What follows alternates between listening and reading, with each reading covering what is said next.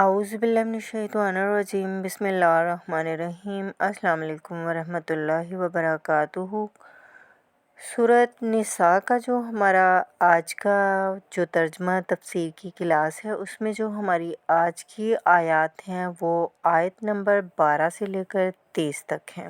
وَلَكُمْ نِصْفُ مَا تَرَكَ أَزْوَاجُكُمْ إِن لَّمْ يَكُن لَّهُنَّ وَلَدٌ، اور تمہارا حصہ تمہاری بیویوں کے ترکے میں سے آدھا ہے اگر ان کے کوئی اولاد نہ ہو۔ بیوی فوت ہو رہی ہے اور اس کے کوئی اولاد نہیں ہے تو جو کچھ چھوڑ رہی ہے اس میں سے نصف شوہر کا ہو جائے گا، باقی نصف جو ہے وہ بیوی کے بہن بھائیوں کو جائے گا۔ فَإِن كَانَ لَهُنَّ وَلَدٌ، اور اگر اس کے اولاد ہیں، فَلَكُمُ الرُّبُعُ مِمَّا تَرَكْنَ، پھر تمہارے لیے چوتھائی حصہ ہوگا اس میں سے جو اس نے چھوڑا ہے، باقی 3/4 اس کی اولاد میں تقسیم ہو جائے گا۔ مِن بَعْدِ وَصِیَّةٍ یُوصِینَ بِہَا أَوْ دَیْنٍ، اور یہ بھی ہوگا کب؟ وصیت کو پورا کرنے کے بعد، اور اگر کوئی قرض ہے تو اس کی ادائیگی کے بعد۔ وَلَهُنَّ الرُّبُعُ مِمَّا تَرَکْتُمْ، اور جو کچھ تم چھوڑو، مرد یعنی شوہر فوت ہو گیا ہے تو اس کی وراثت میں سے بیویوں کا چوتھا حصہ ہے۔ إِن لَّمْ يَكُن لَّكُمْ وَلَدٌ، اگر تمہارے کوئی اولاد نہیں ہے۔ فَإِن كَانَ لَكُمْ وَلَدٌ، اور اگر تمہارے اولاد ہے، فَلَهُنَّ الثُّمُنُ مِمَّا تَرَکْتُم مِّن بَعْدِ وَصِیَّةٍ تُوصُونَ بِهَا أَوْ دَیْنٍ، تو پھر ان کے لیے 8واں حصہ ہے۔ اگر تمہاری اولاد ہے تو تمہاری بیویوں کے لیے 8واں حصہ ہے تمہارے ترکے میں سے جو تم چھوڑ گئے۔ مِن بَعْدِ وَصِیَّةٍ تُوصُونَ بِهَا أَوْ دَیْنٍ، اس وصیت کی تکمیل کے بعد جو تم نے کی ہو یا قرض جو تمہارے ذمہ ہو ادا کرنے کے بعد۔ وَإِن كَانَ رَجُلٌ يُورَثُ كَلَالَةً، اور اگر کوئی شخص جو ہے اس کی وراثت تقسیم ہو رہی ہے، کلالہ تھا۔ أَوْ امْرَأَةٌ، کوئی عورت بھی کلالہ ہو سکتی ہے۔ یہ کلالہ کیا ہوتا ہے؟ جس کے نہ تو والدین ہوں نہ اولاد، میت ہے، فوت شدہ عورت ہے یا مرد، نہ تو والدین میں سے کوئی زندہ ہے اور نہ کوئی اولاد میں سے زندہ ہے، اس کو کلالہ کہتے ہیں۔ بہن بھائی ہیں، اب بہن بھائیوں میں جو تقسیم ہوگی وہ ایک تقسیم تو وہی ہے کہ جو حقیقی اور علالتی بہن بھائیوں میں ہوتی ہیں، اور وہ تو اسی طرح ہے جیسے اولاد کی ہے، لیکن یہاں خاص حکم دیا جا رہا ہے۔ عربوں میں اصل میں 3 قسم کے بہن بھائی ہوتے تھے۔ ایک یعنی کہ جس میں ماں باپ مشترک ہیں، مثلاً آسان الفاظ میں کہ ایک ہی ماں باپ کی اولاد ہوں گے جو بہن بھائی، ان کو یعنی کہتے ہیں، اور ہمارے ہاں ان کو حقیقی بہن بھائی کہتے ہیں، جن کے والدین دونوں مشترک ہیں۔ علالتی کے باپ ایک ہے اور مائیں جدا ہیں، لیکن عرب میں ان میں بھی کوئی فرق نہیں ہوتا تھا، 2 ماؤں کے بچے بھی ان کے ہاں حقیقی بہن بھائی ہی کہلاتے تھے۔ حکم جو ان کے معاشرے کے اندر عینی اور علالتی بہن بھائیوں کا ایک ہی تھے، کوئی فرق نہیں تھا ان کے ہاں۔ سوتیلا وہ کہلاتا تھا کہ ماں ایک ہو باپ اور ہو، یعنی ایک شخص ہے، اس کی اولاد تھی، وہ فوت ہو گیا، اب اس کی بیوی نے آگے اور شادی کر لی، اس میں سے بھی اولاد ہے، تو ماں تو ایک ہی ہوئی، اولادیں 2 ہیں، 2 باپ سے ہیں، وہ کہلاتے ہیں کہ جو اخیافی ہیں۔ ان کا حکم دے رہا ہے کہ اگر کوئی شخص مرا ہے جو کلالہ ہے، چاہے وہ مرد ہے یا عورت ہے، وَلَهُ أَخٌ أَوْ أُخْتٌ، اس کی ایک بہن ہے یا ایک بھائی ہے، فَلِكُلِّ وَاحِدٍ مِّنْهُمَا السُّدُسُ، تو ان میں سے ہر ایک کے لیے چھٹا حصہ ہے۔ فَإِن كَانُوا أَكْثَرَ مِن ذَلِكَ، اور اگر وہ اس سے زیادہ ہیں، فَهُمْ شُرَكَاءُ فِي الثُّلُثِ، پھر وہ 1/3 میں حصے دار رہیں گے۔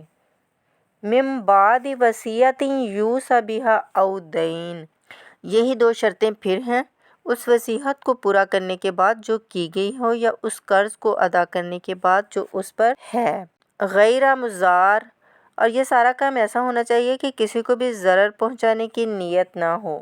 وصیۃ من اللہ، یہ اللہ کی طرف سے تاکید ہے۔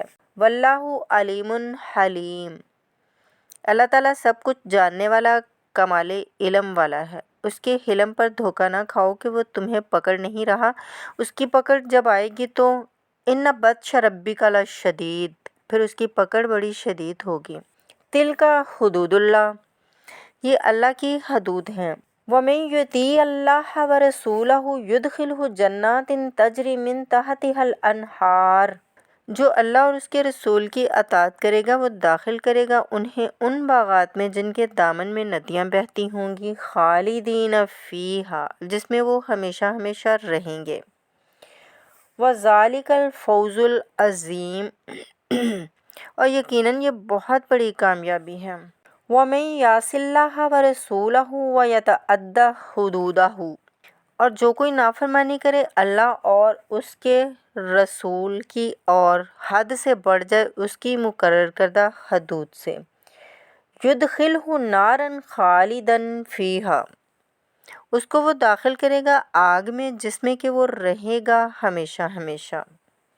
وَلَہُ عَذَابٌ مُہِین، اور ان کے لیے اہانت آمیز عذاب ہوگا۔ اب جو میں نے عرض کیا تھا سیکس ڈسپلن، اسلامی معاشرے کی اب تطہیر شروع ہو رہی ہے۔ مکہ میں تو جب تک مسلمان تھے تو غلبہ وہاں کفار کا تھا، اب یہاں مدینے میں اللہ نے مسلمانوں کو حیثیت دی ہے کہ اپنے معاملات کو سنوارنا شروع کریں، تو ایک ایک کر کے ان معاشرتی چیزوں کو اور ان سوشل پرابلم کو ڈیل کیا جا رہا ہے۔ اب اگر کوئی سیکشول انارکی ہے، کوئی بدکاری معاشرے میں ہے، کیا کیا جائے، کیسے روک تھام کی جائے، اس کے ابتدائی احکام یہ آ رہے ہیں۔ اس کے تکمیلی احکام جو ہیں وہ سورہ نور میں آئیں گے چل کر، یہ تدریجاً ہے۔ یہ سورۃ نساء، پھر ہے سورۃ نور، احزاب، پھر ہے سورۃ نور، اور پھر ہے سورۃ مائدہ۔ اب اللہ تعالیٰ کی حکمت یہ ہوئی کہ سورۃ نور اور سورۃ احزاب کو کافی دور آگے رکھا ہے مصحف میں، اور یہاں پر سورۃ نساء کے بعد سورۃ مائدہ آ گئی ہے، ورنہ سورۃ نساء، پھر سورۃ احزاب، پھر سورۃ نور اور پھر سورۃ مائدہ ہے۔ ترتیب یہ ہے، باقی اور بھی مدنی صورتیں درمیان میں ہیں، لیکن یہ چار بڑی بڑی صورتیں جو ہیں جن میں معاشرتی مسائل جو ہیں تفصیل سے آئے ہیں، ان کی ترتیب یہ ہے۔ واللاتی یاتین الفاحشۃ من نسائکم، اور وہ عورتیں تمہاری عورتوں میں سے جو کوئی کسی بے حیائی کا ارتکاب کریں، فاستشہدوا علیہن اربعۃ منکم، تو پھر گواہ بناؤ ان پر، یعنی گواہ لاؤ ان پر تم میں سے چار۔ فَإِن شَہِدُوا، اگر وہ گواہی دیں کہ ہاں اس عورت نے بدکاری کی ہے، فَأَمْسِكُوهُنَّ فِي الْبُيُوتِ، تو پھر ان عورتوں کو گھروں میں بند کر دو، حَتَّى يَتَوَفَّهُنَّ الْمَوْتُ، یہاں تک کہ موت ان کو لے جائے، موت ان کا قصہ پاک کرے۔ او یجعل اللہ لہن سبیلا، یا اللہ ان کے لیے کوئی اور راستہ نکال دے، وہ راستہ نکالنا ہے جو سزا کا۔ پھر نصاب آ گیا کہ اگر پھر اس کو سزا دے دی جائے، حد جاری کر دی جائے، تو پھر آزاد ہو جائے گی، لیکن ابھی ابتدائی حکم ہے۔ یہاں معلوم ہوتا ہے کہ یہ ایسی لڑکیوں کا یا ایسی عورتوں کا تذکرہ ہے جو مسلمانوں میں سے تھیں لیکن ان کا بدکاری کا معاملہ کسی یہودی سے ہو گیا ہو یا کسی ایسے شخص سے ہو گیا ہو جو ابھی مسلمان نہیں ہے، تو ان کا یک طرفہ معاملہ کہ ہیں مسلمان لڑکی یا خاتون کہ جس کا معاملہ ہے، لیکن دوسرا جو پہلو ہے، دوسرا بندہ جو اس عمل کا شریک ہے وہ غیر مسلم ہے۔ والذین یاتیانہا منکم، اور اگر وہ دونوں تم ہی میں سے ہوں، مرد بھی اور عورت بھی، فَعَزُوہُما، تو ان دونوں کو پھر اذیت دو، تکلیف دو، انہیں سزا دو۔ فَإِن تَابَا وَأَصْلَحَا، پھر اگر وہ توبہ کر لیں اور اصلاح کر لیں، فَأَعْرِضُوا عَنْہُمَا، تو ان کو چھوڑ دو۔ إِنَّ اللَّهَ كَانَ تَوَّابًا رَحِیمًا، یقیناً اللہ تعالیٰ بہت توبہ کا قبول فرمانے والا اور بڑا رحیم ہے۔ یہ بالکل ابتدائی احکام ہے، اس لیے ان کی وضاحت میں تفسیروں میں آپ کو بہت سے اقوال مل جائیں گے، اس لیے کہ اصل میں تو یہ پھر آخر میں جا کے یہ سب اب منسوخ شمار ہوں گے، جبکہ حدود آ گئیں پوری کی پوری۔ جیسے کہ وصیت کا وہ حکم جو سورۃ بقرہ میں آیا تھا وہ اب ساقط ہو گیا، جبکہ قانون وراثت آ گیا۔ اب وہ آیت آئی ہے کہ جو بہت بڑی حکمت کی آیت ہے، اس کا حوالہ اس سے پہلے بھی میں نے کبھی دیا ہے۔ انما التوبۃ علی اللہ للذین یعملون السوء بجہالۃ، اللہ کے ذمہ ہے توبہ قبول کرنا ایسے لوگوں کی جو کوئی بری حرکت کر بیٹھتے ہیں جہالت اور نادانی میں۔ ثم یتوبون من قریب، پھر فوراً توبہ کر لیں. یعنی اگر ایمان اندر ہے تو کسی وقت ایسا تو ہو گیا کہ کوئی خارجی اثرات اتنے پوٹنٹ ہو گئے یا نفس کے اندر ہیجان ایسا ہو گیا کہ آدمی کنٹرول نہیں کر سکا، لیکن اس کے بعد جیسے ہی ہوش میں آئے گا اس پر شدید پچھتاوا، شدید ندامت طاری ہو جائے گی. تو اس کے لیے یہ کہ وہ توبہ کرے تو اللہ تعالیٰ اس کی توبہ ضرور قبول فرمائے گا. فَأُولَٰئِکَ یَتُوبُ اللَّهُ عَلَیْہِم، تو اللہ تعالیٰ ایسے لوگوں کی توبہ قبول فرمائے گا. وَكَانَ اللَّهُ عَلِيمًا حَكِيمًا، اللہ تعالیٰ علیم اور حکیم ہے. وَلَيْسَتِ التَّوْبَةُ لِلَّذِينَ يَعْمَلُونَ السَّيِّئَاتِ، ایسے لوگوں کا کوئی حق نہیں ہے توبہ کا کہ جو اپنی بری حرکتیں کرتے رہیں، حرام خوریاں کرتے رہیں، زندگی بھر عیش لڑاتے رہیں. حَتَّىٰ إِذَا حَضَرَ أَحَدَهُمُ الْمَوْتُ قَالَ إِنِّي تُبْتُ الْآنَ، یہاں تک کہ جب موت کا وقت آ جائے تو کہیں اب میں توبہ کرتا ہوں، یہ توبہ نہیں ہے. وَلَلَّذِينَ يَمُوتُونَ وَهُمْ كُفَّارٌ، اسی پر قیاس کر لیجئے جو مر بھی گئے کفر کی حالت میں، ان کی توبہ کا کوئی سوال ہی نہیں. اولئک اعتدنا لہم عذابا علیما، ایسے لوگوں کے لیے تو ہم نے دردناک عذاب تیار کر رکھا ہے. یا ایھا الذین آمنوا لا یحل لکم ان ترثوا النساء کرہا، اے اہل ایمان تمہارے لیے جائز نہیں ہے کہ تم زبردستی عورتوں کو وراثت میں لے لو. یہ بھی عورتوں کے طبقے پر صریحاً ظلم ہوتا تھا، چونکہ پولیگیمی عام تھی. ایک شخص فوت ہوا ہے، 4-5 بیویاں ہیں. اب فرض کیجئے کہ جو بیٹا ہے بڑا جو وارث بن گیا ہے، اب ان 4 یا 5 بیویوں میں سے اس بیٹے کی حقیقی ماں تو ایک ہی ہے، باقی سوتیلی مائیں ہیں اس کی. ان کو وراثت میں لے لیتا تھا کہ میرے قبضے میں رہیں گی یہ، بلکہ ان سے شادیاں بھی کر لیتے تھے، بغیر شادی کے بھی اپنے گھروں میں ڈالے رکھتے تھے، یا پھر ایسا کرتے کہ اختیار اپنے ہاتھ میں رکھ کر ان کی شادی کہیں کرتے تھے تو خود مہر لیتے تھے. اس طرح کے معاملات کرتے تھے، عورتوں کے ساتھ یہ ظلم ہوتے تھے. یا ایھا الذین آمنوا لا یحل لکم ان ترثوا النساء کرہا، اے اہل ایمان تمہارے لیے جائز نہیں ہے کہ تم عورتوں کے وارث بن بیٹھو زبردستی.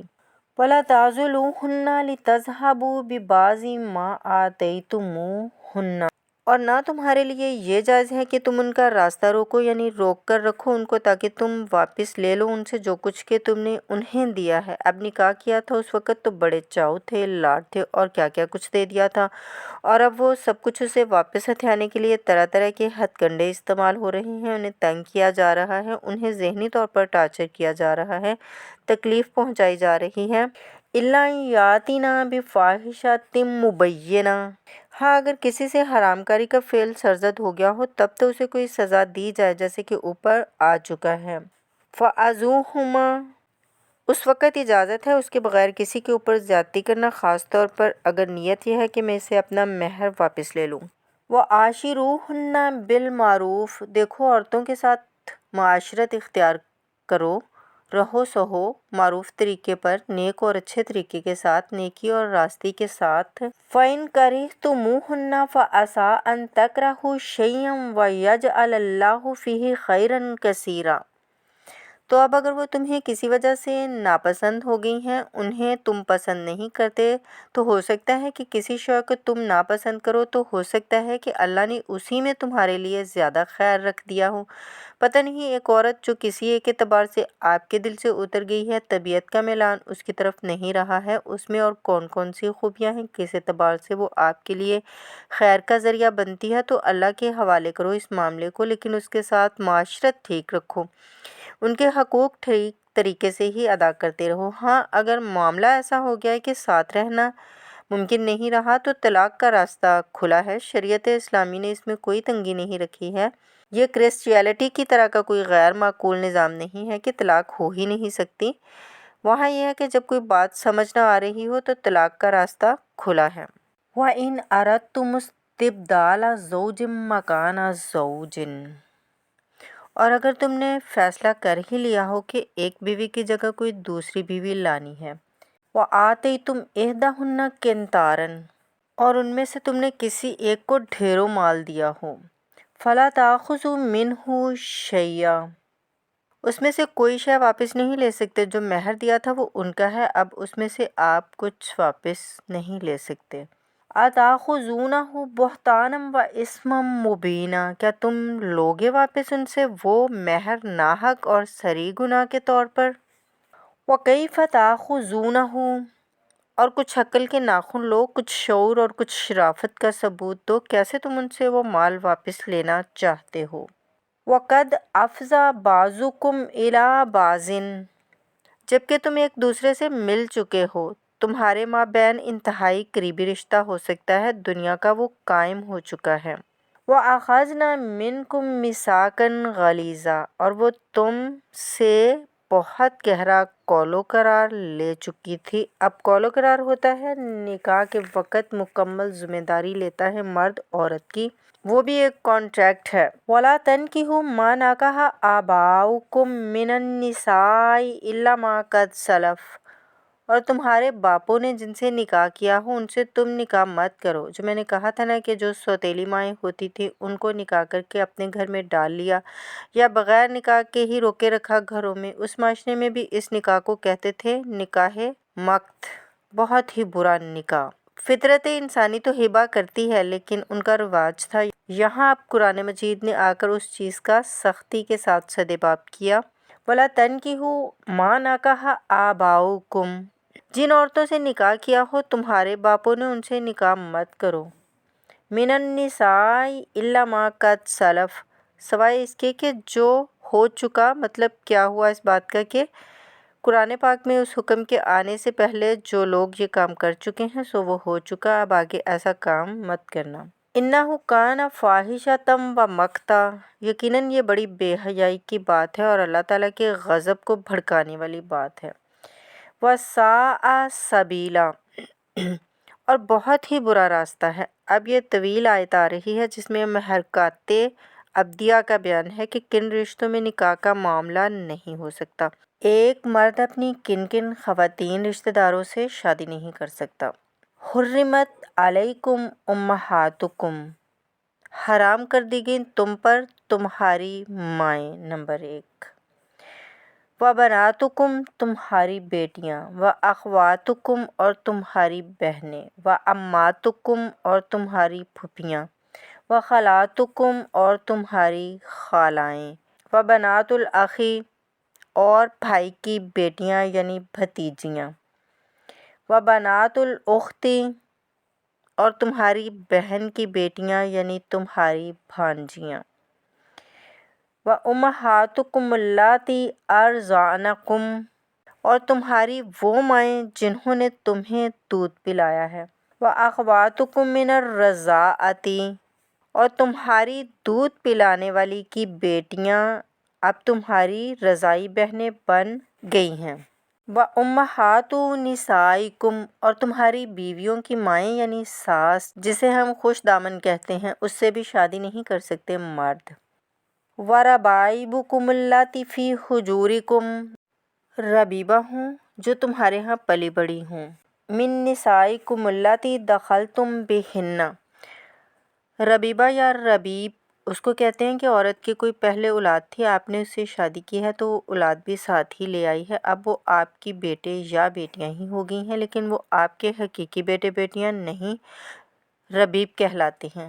ربیب اور ربیبہ، وہ ربیب اور ربیبہ بھی حرام ہیں اگر جو ان بچوں کی ماں کے ساتھ مقاربت کی ہو، یعنی اس کے ساتھ ازدواجی تعلقات قائم کر چکا ہے مرد اور قائم ہے بھی ابھی تک، پھر وہ ربیبہ جو ہے یعنی جو بچی اس عورت کے ساتھ آئی تھی وہ بھی اس مرد پر حرام ہوگی۔ لیکن اگر کسی وجہ سے اس عورت کے ساتھ ازدواجی تعلقات قائم کیے بغیر طلاق ہو جائے تو پھر اس ربیبہ کے ساتھ نکاح ہو سکتا ہے۔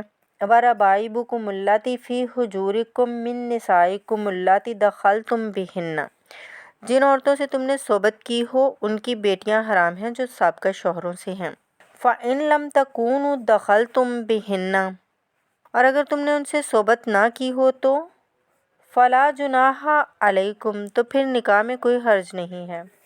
وَحَلَائِلُ أَبْنَائِكُمْ، اور تمہارے بیٹوں کی عورتیں یعنی جن کو بہو آپ کہتے ہیں، تمہاری بہویں الذین من اصلابکم، اور بیٹے وہ جو تمہارے ایسے صلب سے ہوں، تمہارے اپنے صلبی بیٹے، منہ بولے بیٹے کا معاملہ نہیں ہے۔ وَأَن تَجْمَعُوا بَيْنَ الْأُخْتَيْنِ، اور اس بھی تم پر حرام کیا گیا ہے ہمیشہ کے لیے کہ بیک وقت دو بہنوں کو جمع کرو ایک نکاح میں۔ إِلَّا مَا قَدْ سَلَف، سوائے اس کے کہ جو ہو چکا۔ إِنَّ اللَّهَ كَانَ غَفُورًا رَحِيمًا، یقیناً اللہ تعالیٰ غفور الرحیم ہے، جو ہو گیا پہلے سو ہو گیا۔ اب گڑے مردے تو نہیں اکھاڑے جا سکتے، لیکن آئندہ کے لیے یہ محرمات ابدیہ ہیں۔ اس میں حضور صلی اللہ علیہ وآلہ وسلم نے اضافہ کیا ہے کہ دو بہنوں کو بیک وقت نکاح میں نہیں رکھ سکتے، اسی طرح خالہ بھانجی کو بھی ایک نکاح میں نہیں رکھ سکتے اکٹھا، اور پھوپھی بھتیجی کو بھی اکٹھا نکاح میں نہیں رکھ سکتے۔ یہ محرمات ابدیہ ہیں کہ جن کے ساتھ کسی حال میں کسی وقت شادی نہیں ہو سکتی۔ اب وہ محرمات ہیں جو عارضی۔ والمحصنات من النساء، وہ عورتیں جو کسی اور کے نکاح میں ہیں۔ اب یہ اس وجہ سے کہ وہ کسی اور کے نکاح میں ہیں تو آپ پر حرام ہے۔ ہاں، اگر اس عورت کا شوہر طلاق دے دے تو پھر آپ شادی کر سکتے ہیں، لیکن یہ ہے کہ اس کے اوپر جو حرمت ہے اس کی وہ حرمت ابدی اس نوع کی نہیں ہے جو اس آیت میں بیان ہوئی ہے، بلکہ وہ تو کسی اور کے نکاح میں ہونے کی۔ محصنات، حصن کہتے ہیں قلعے کو، جو قلعے میں ہیں، پہلے ہی ایک خاندان کے قلعے کے اندر ہیں اور شوہر والی ہیں۔ إِلَّا مَا مَلَكَتْ أَيْمَانُكُمْ، سوائے اس کے کہ ان میں سے کوئی تمہارے ہاں کنیز بن کر آئے۔ اب ظاہری بات ہے، جنگ ہوئی ہے، وہ عورتیں جو ہیں مشرک مردوں کی بیویاں ہیں، وہ لونڈیاں بن کے آ گئی ہیں، تو اگرچہ وہ بیویاں ہیں مشرکوں کی، محصنات ہیں اس معنی میں، لیکن یہ کہ وہ لونڈی کی حیثیت سے آپ کے لیے جائز ہوں گی۔ کتب اللہ علیکم، یہ اللہ کی کتاب ہے، حکم ہے، فرض ہے تمہارے اوپر۔ وَأُحِلَّ لَكُم مَّا وَرَاءَ ذَلِكُمْ، اب اس کے علاوہ تمہارے لیے تمام عورتیں حلال ہیں۔ تو آپ نے دیکھا کہ کتنی تھوڑی سی تعداد میں عورتیں ہوئیں کہ جن سے نکاح حرام ہوا، باقی کثیر تعداد یعنی مباحات کا دائرہ بہت وسیع ہے، محرمات کا دائرہ بہت محدود ہے۔ ان تبتغوا باموالکم، لیکن یہ کہ اس کے لیے نکاح ہوگا مہر دے کر، اموال کے ساتھ تم اس سے نکاح کرو۔ محسنین، نیت ہو گھر میں بسانے کی، قلعے میں لانے کی۔ غیر مسافحین، صرف مستی نکالنے کی نہیں، یعنی مطلب یہ ہوا کہ اس کام کو کھیل تماشا نہ بنا لو اور اپنی ہابی نہ بنا لو، گھر میں آباد کرنے کی نیت ہو، اس سے شادی کی جائے۔ فَمَا اسْتَطَعْتُم بِهِ مِنْهُنَّ فَآتُوهُنَّ أُجُورَهُنَّ، تو جو بھی تم نے ان سے استفادہ کیا ہے تو انہیں ان کے مہر جو مقرر ہوئے ہیں فریضۃً وہ دے دو۔ وَلَا جُنَاحَ عَلَيْكُمْ فِيمَا تَرَاضَيْتُم بِهِ مِن بَعْدِ الْفَرِيضَةِ، ہاں اس میں کوئی حرج نہیں ہے کہ کسی مہر کے مقرر ہونے کے بعد اگر باہمی رضامندی سے اس میں کوئی کمی بیشی ہو جائے۔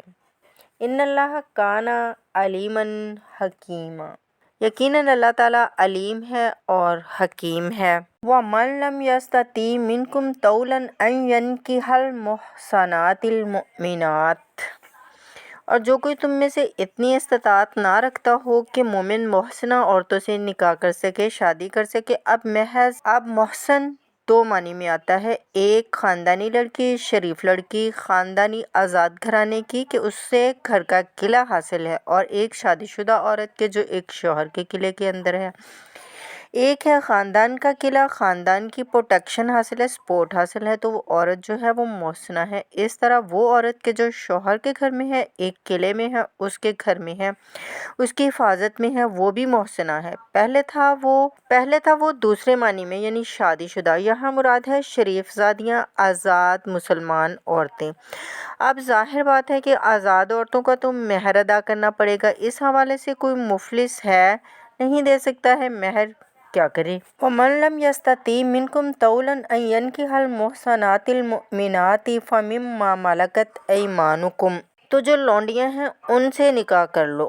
مِن فَتَيَاتِكُمُ الْمُؤْمِنَاتِ، جو تمہاری مومن لونڈیاں ہوں۔ وَاللَّهُ أَعْلَمُ بِإِيمَانِكُمْ، باقی یہ کہ کون مومن ہے اور کون نہیں یہ اللہ بہتر جانتا ہے، یعنی جو کہا گیا ہے کہ مومن محسنہ سے شادی کی استطاعت نہ ہو، اس بات سے مراد ہے کہ جو عورت بھی قانونی اعتبار سے مسلمان ہے، جیسے تم ایک دوسرے کو مسلمان سمجھتے ہو، بعضکم من بعض، تم سب ایک دوسرے میں سے ہی ہو، فَانکِحُوہُنَّ بِإِذْنِ أَہْلِہِنَّ، تو ان سے تم نکاح کرو ان کے مالکوں کی اجازت سے۔ اب ظاہر بات ہے وہ لونڈی ہے زاہد کی، تو زاہد اس سے جنسی تعلق قائم کر سکتا ہے، لیکن یہاں اب ایک شخص اس سے اجازت لے رہا ہے کہ میں آپ کی اس لونڈی سے نکاح کرنا چاہتا ہوں۔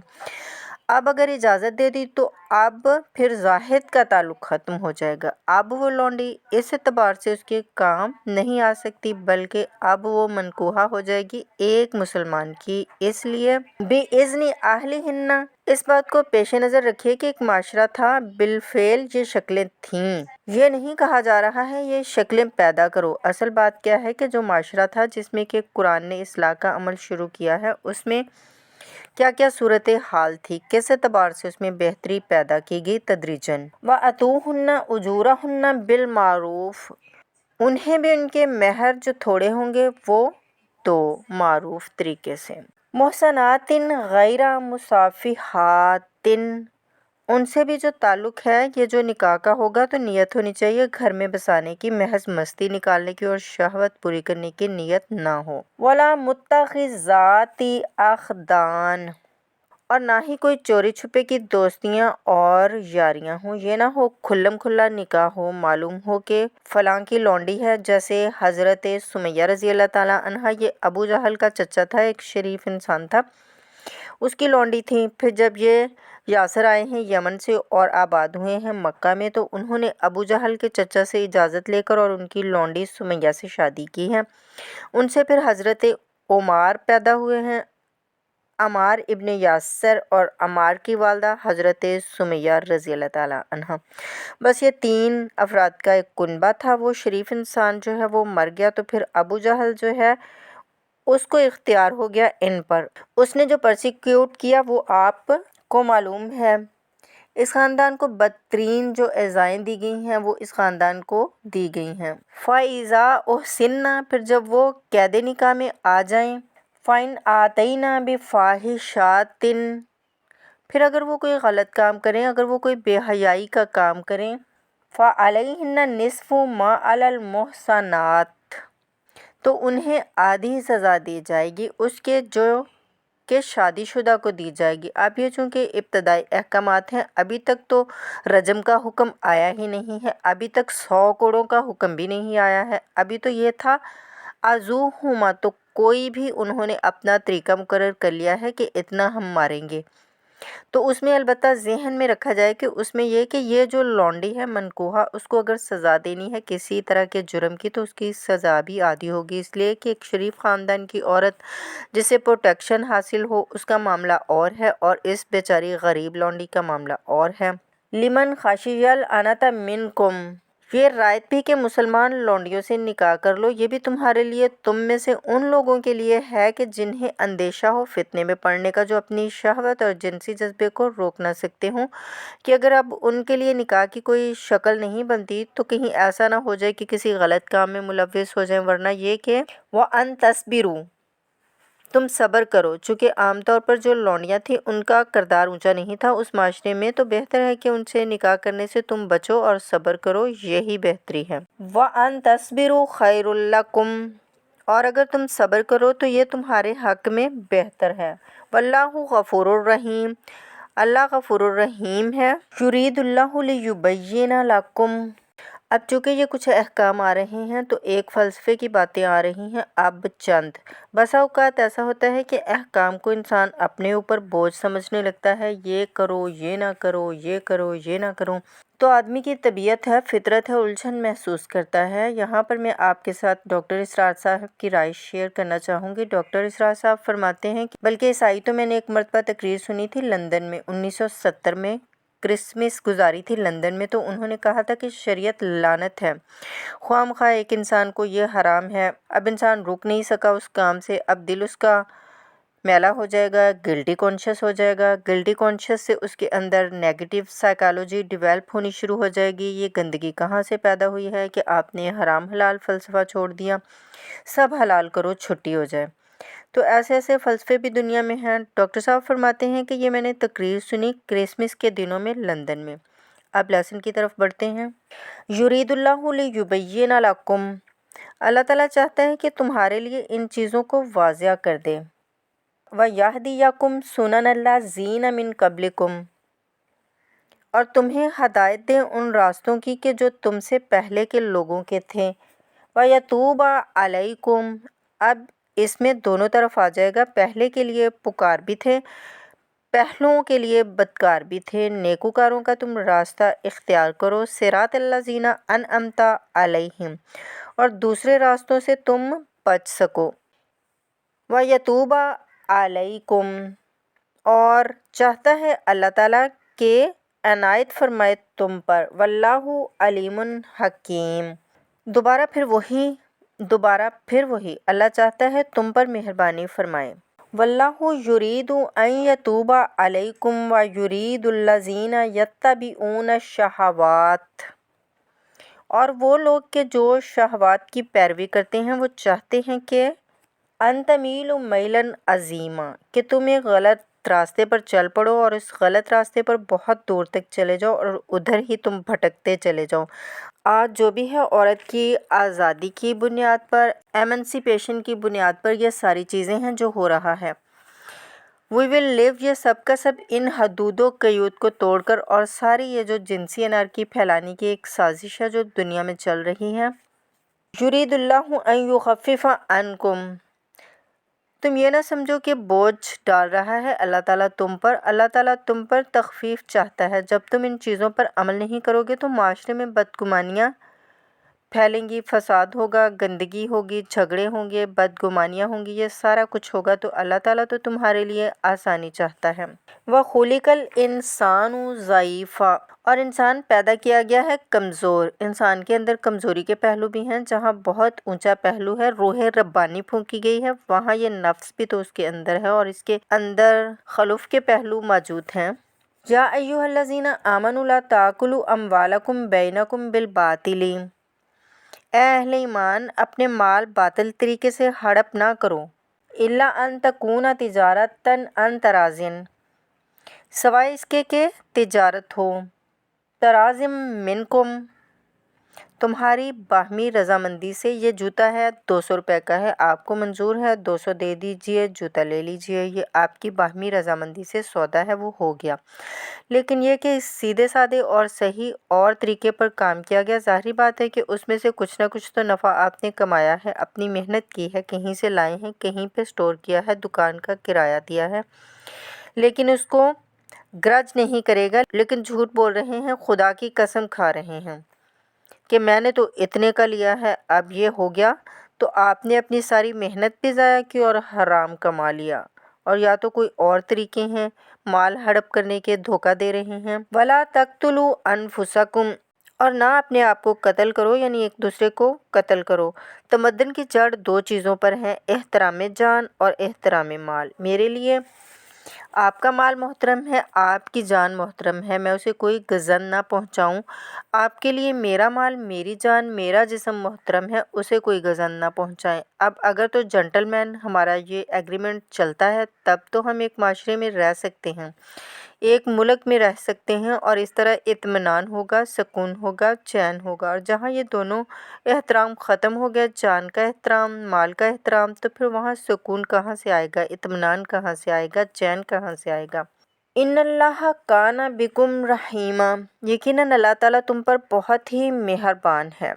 ومن یفعل ذلک عدوانا وظلما، ومن یفعل ذلک عدوانا وظلما، اور جو کوئی بھی یہ کام کرے گا، 2 کام، چوری اور دھوکہ اور قتل نفس.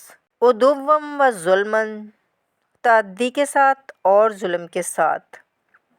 فسوف نصلہ نارا، تو اسے تو ہم جھونک دیں گے آگ میں. وَكَانَ ذَلِكَ عَلَى اللَّهِ يَسِيرًا، اور یہ چیز اللہ پر بہت آسان ہے۔ یہ نہ سمجھنا کہ کیا اللہ تعالیٰ تمام نوع انسانی کو جہنم میں جھونک دے گا، نہیں، یہ اللہ کے لیے بہت آسان ہے۔ بارک اللہ، آمنت باللہ، صدق اللہ العظیم۔